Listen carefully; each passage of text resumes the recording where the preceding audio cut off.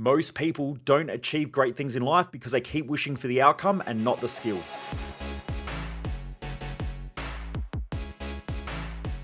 Hey Driven Mofos, welcome back to another episode of The Underestimated Entrepreneur. For those of you who don't know who I am, I'm Michael Mojo. I'm the owner and founder of Mojo Human Performance Institute, where we focus on business, mindset, and lifestyle hacking for driven mofos. The reason why I do these episodes is that most people waste their life, and I just don't want you to be one of them. Let's get into some deep talk today. The reason why most people suck at most things in life, and you're probably not one of them if you're listening to my podcast, but the reason why most people don't do great in life in general is because they keep wishing and dreaming of an outcome, not the skill set in order to achieve the outcome. So I listen to people all the time, and when I talk about all the time, I'm talking about daily. I hear people, Michael, I want to grow my business. Michael, I want to achieve better results, in life. I want to have better health. I want to have a better mindset. I want to have a better family. I want to have better relationships. And they focus on the outcome. And then when it comes time to developing the skills, they don't want to be part of it because the skill development is the hard part. The dream and the desire is fucking easy. Anyone can have a dream and a desire. Most people live their life by chasing fantasies or delusions of things that they think will change their life for the better in the future.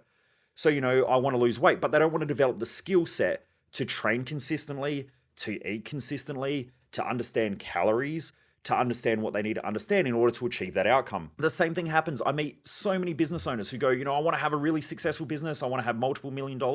I want to have operational efficiency where my team can run the business without me. But when it comes time to actually do something and to, hit the nail on the head, they just don't want to make a fucking commitment or a decision to develop a skill set because that is the hard part. They just don't want to do things that they need to do in order to achieve the things that they want. That's why most people struggle in life. Now, if you're listening to this, how do you change that? The first way of changing it is to realize that the skill set is the hard thing to do. It's the hardest thing to develop because it takes time. If you want to get really good at marketing, it's going to take time. It's going to take energy. It's probably going to take a financial commitment as well because you've got to surround yourself with the knowledge that is already out there. So whether you've got to pay for courses, whether you've got to pay for books, whether you've got to have mentorship, all of those things take a financial commitment.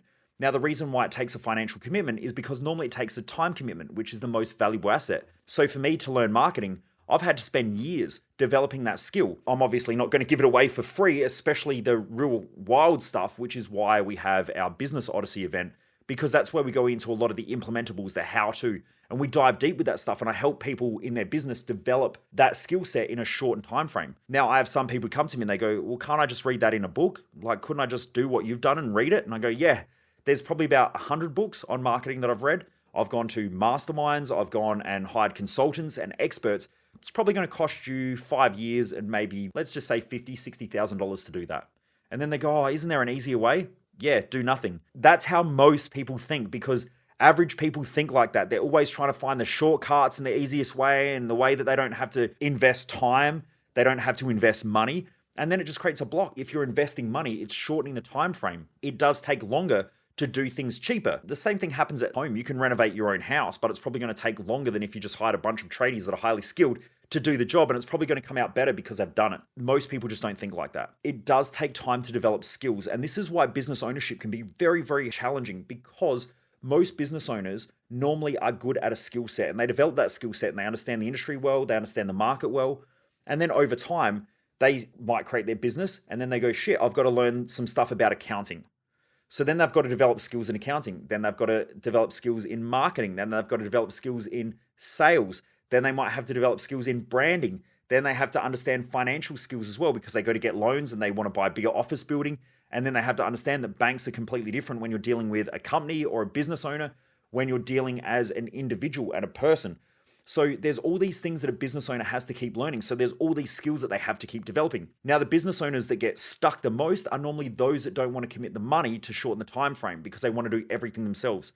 And this is why most businesses will expand and then contract back to a size that a single business owner can manage because they want to keep everything tight. They want to know everything themselves. They want to try to figure out everything themselves instead of having other experts around them. And sometimes the experts that they're hiring are staff. So when you hire new staff, let's say you hire a marketing manager or a sales manager, or it could be an operations manager, those people should have skill sets that are way above the owners, and you bring them into the business and you pay them well because they will shorten the time frame of learning for you, but also they'll grow the business quite fast as well because they're experts in their field at what they do. Really, a great business is a business that has a huge skill set within the walls of that business. Okay, there's a lot of IP in there. Now, that IP can't be all in the business owner's head, or else it's only going to grow to a certain size. But if you are in a startup or even in a scaling business, the business owner will have to know a lot. So they're going to have to keep learning and growing and adapting as the business grows as well. But they're also going to learn from other experts eventually when the business scales to be a large enough business. But if your IP in the company or intellectual property is all inside your head, you will be stuck and it will limit the size of the business growth. You might grow it beyond that, but eventually it'll just become so chaotic that you'll have to downsize it back to a size that you can manage with the knowledge and the skills that you have. The key for this is don't always think about just the goal. Think about what skills do I need to develop in order to achieve that goal and in order to keep growing long term, because that will be the best way to keep growing in life and also to grow your business. I hope this helps Driven Mofos. If you haven't jumped across to our Facebook group, jump across there. It's free. It's called No Bullshit Business Hacks for Business Mofos, or No BS Business Hacks for Driven Mofos.